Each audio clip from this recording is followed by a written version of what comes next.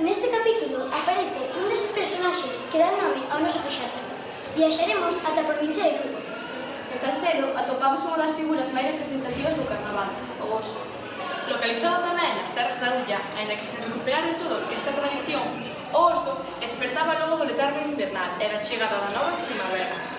Mais nas terras luguesas, este animal baixaba da montaña, cubrindo de feluxe das súas gadoubas a toda a xente que atopaba, mentres os seus criados reteñen a que intenta escapar. Antigamente, críase que este contacto era un rito de fertilidade, especialmente se tocaba o ventre dunha muller. Un xesto ligado á chegada da primavera, o desexo de nova vida e os antigos rituais agrarios. Hoxe, a feluxe é unha mestura de auga e borralla.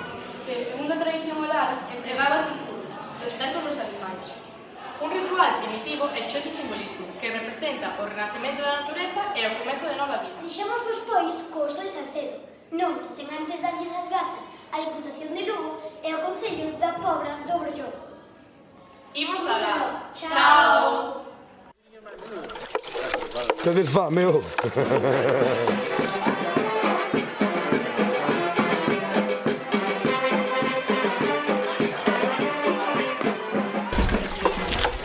Bate chocolate.